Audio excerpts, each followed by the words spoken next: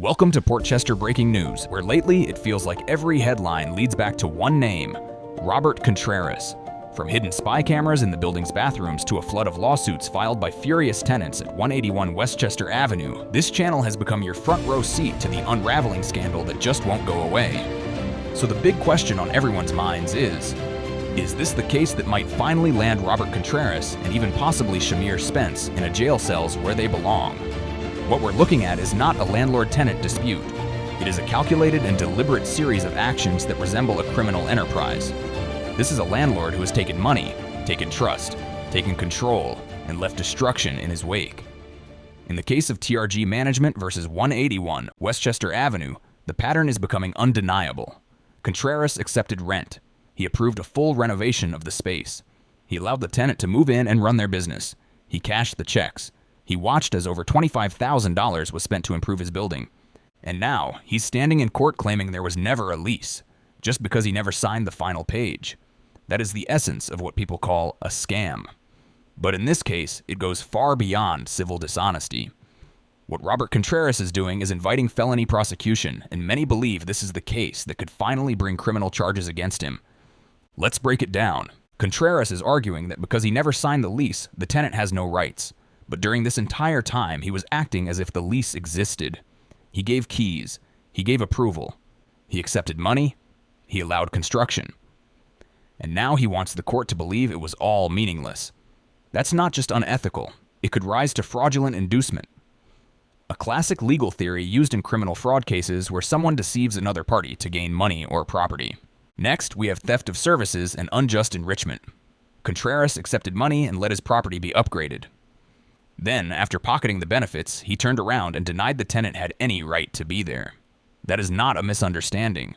That is what many prosecutors would recognize as a knowing, intentional scheme to defraud.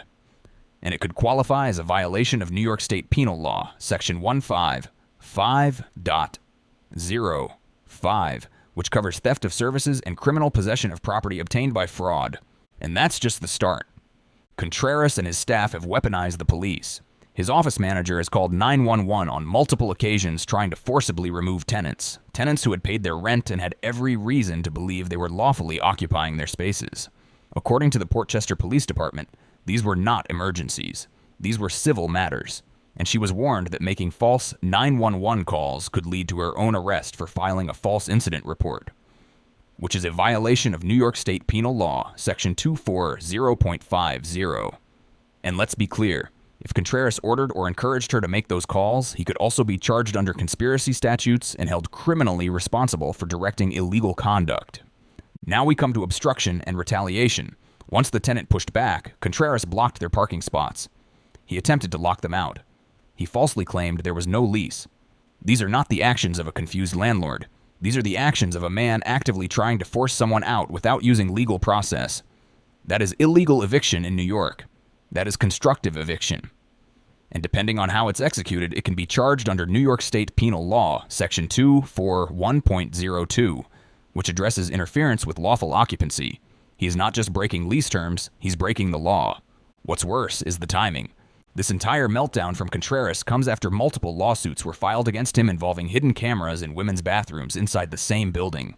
Women were secretly filmed, arrests were made, and Contreras attempted to get his liability insurance to cover the cost of defending himself. His insurer, Chubb Insurance, denied his claim. Why? Because what he's accused of is so vile, no insurer in their right mind would agree to cover it.